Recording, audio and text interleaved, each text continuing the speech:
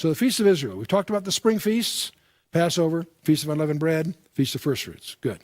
We talked about the fall feasts, Feast of Trumpets, Feast of the Yom Kippur, and the Feast of Tabernacles.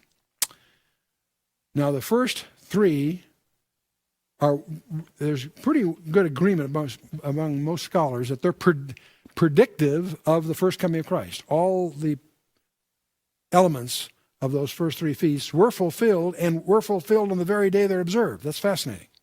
Not only that they're fulfilled, but they were actually fulfilled on that very day. These last three, most scholars suspect, have to do with the second advent of Christ, the second coming. And different scholars have slightly different emphasis or interpretations of the details, and that's something that you really need to study yourself and come to your own conclusions. But that leaves a very strange one yet to be addressed, and that's the Feast of Weeks. It's not in the first advent, it's not in the second advent, it's something in between. It's a very, very strange one. It's one that I think is understudied. Most summaries of the Feast of Israel will follow pretty much the materials we've presented here, but the Feast of Weeks is usually missed completely in any significance. What on earth is it, predictively especially? Well, let's take a look at it. Bear in mind, 3 times a year shall thy males appear before the Lord thy God in the place which he shall choose, in the Feast of Unleavened Bread, in the Feast of Weeks, Feast of Tabernacles. So this is one of the big three, strangely enough. It's one of the big three. Compulsory attendance required. How interesting. And here's in Leviticus 23, verse 15 and 16. And Leviticus 23 is the one that's highlighting most of these. In Leviticus 23, it says, "And ye shall count unto you from the morrow after the Sabbath," that incidentally, as previous, in verse 11, that was describing the Feast of First Fruits. We have Christ crucified. We have the resurrection occurring on the morning after Shabbat, after Passover. That's a Sunday morning. From the morrow after the Sabbath, that's Sunday morning, from the day that ye brought the sheaf of the wave offering, 7 Sabbaths shall be complete. Even unto the morrow after the 7th Sabbath shall ye number 50 days. So they call this the counting of the Omer. And it always turns out to be on a Sunday. And it's one of the 3 compulsory feasts. But there's something very strange about this feast, by the way. There's no offerings ordained on it. That's interesting. But the main thing is only the use of leavened bread is involved. Only the use of leavened bread. It's the only place in the Bible where leavened bread is used. Now, and there's 2 loaves of these for some reason. What do they mean? No one's sure. Clearly, one suggestion is that it's a Gentile-oriented endeavor because they're leavened bread. It's not unleavened bread. 2 loaves. Some people feel that also imply that that's the Jews and Gentiles who both are impure. Some rabbis would argue those 2 loaves are the north and the nation reunited, but again they're leavened, which is not insignificant. Well, clearly the Feast of Weeks, we know it is prophetic of one major issue. That's the birth of the church. Because the church was born supernaturally on that very day. We call it Pentecost.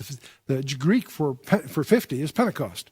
I'm using the Feast of Weeks here as the English translation, but many of us would call it the Feast of Pentecost. But in the Hebrew, you call it Shavuot, Feast of Weeks. So, Feast of Pentecost, Acts chapter 2. We all know the story. But there's a strange legend that I'd like to share with you. The mystery of Enoch. Enoch's an interesting character. First of all, he's the one that has uttered the oldest prophecy in the Bible, uttered by a prophet. The earliest prophecy uttered by a prophet in the Bible is one by Enoch. What's strange about it is it's about the second coming of Christ. You'll find it quoted in Jude, but it's this oldest prophecy uttered by Enoch is of the second coming of Christ. That's pretty interesting, because one could argue that Enoch was not Jewish. He's long before Abraham and all that. See? Furthermore, there were 3 groups of people facing the judgment of the flood of Noah. When you study Genesis 6, 7, and 8, you discover the flood of Noah. there are three groups of people that were facing that judgment. First group were those that perished in the flood. The whole world drowned. Not just the people in that region, the whole world drowned. It's a universal flood. Okay? The second group are those that were preserved through the flood. 8 people, 4 guys and their wives, aboard that boat or that ark. Well, who's the third group? Those that were removed prior to the flood. Well, that's interesting. See, Enoch was translated before the flood, right? God, remember, the Jewish mind thinks of patterns. There's a pattern here. Okay? The flood can be viewed as the tribulation or whatever. Those that perished, those that preserved, those that removed. Now, what's interesting, there is a Jewish belief that Enoch was born on Shavuot. He was born on the day that we celebrate as the Feast of Weeks. Just a Jewish tradition. But it's a documented one, by the way. It's in the Tosefta, Sotah, and it's also recorded by Ginsburg in the Legends of the Jews, 6-volume work, volume 5, page 161. And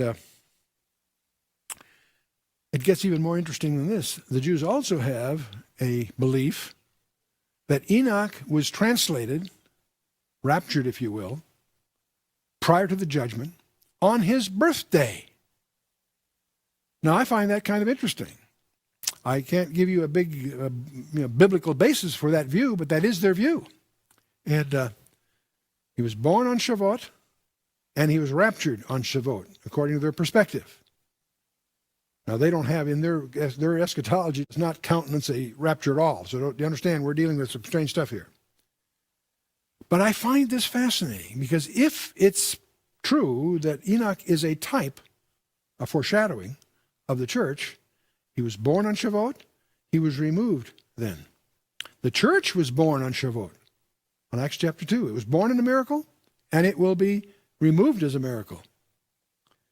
Will the church be removed on its birthday?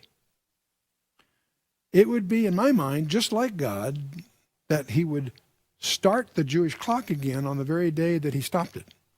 When Jesus rode that donkey into Jerusalem, that now these things are hidden from your sight, because they didn't recognize the day that Gabriel had told Daniel that he was going to make his appearance. He offered them the kingdom. They turned it down.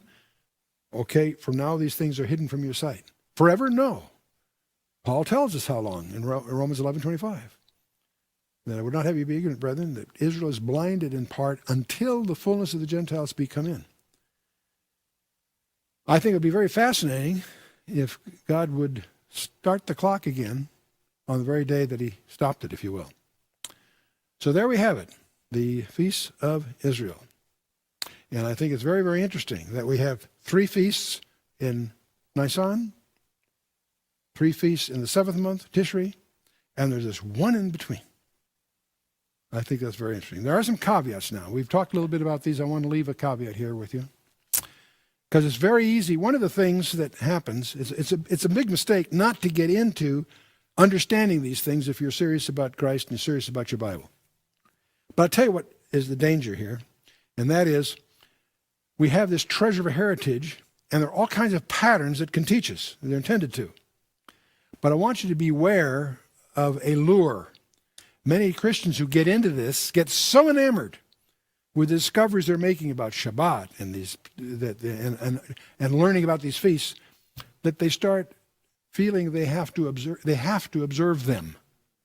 Beware of the lure of legalism. There are many publications by legalists that will try to get those people to keep the Torah. It's one thing to honor Shabbat. It's quite another to try to keep the 613 rules and all that business. Remember the Council of Jerusalem, Acts 15, where this was debated and resolved. Circumcision was not required of the Christian. Keeping the law was not a requirement to be a Christian. And many people lose sight of that. Remember that Abraham was saved before he was circumcised, before the law was even given. You need to understand, if you get into this, make sure you really understand the book of Romans and the book of Galatians, for that matter. Romans reminds you that by the deeds of the law there shall no flesh be justified in his sight. For by the law is the knowledge of sin. And the word law there is Torah. You are not required to keep the Torah. You can't. By the deeds of the Torah, there shall no flesh be justified. You have liberty in Christ. Don't lose sight of that. He continues a few verses later. Therefore, we conclude that a man is justified by faith without the deeds of the law. Understand that. Very important. Very important.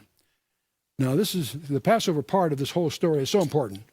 We've relegated that to a complete session following this one. We hope you find it as blessed as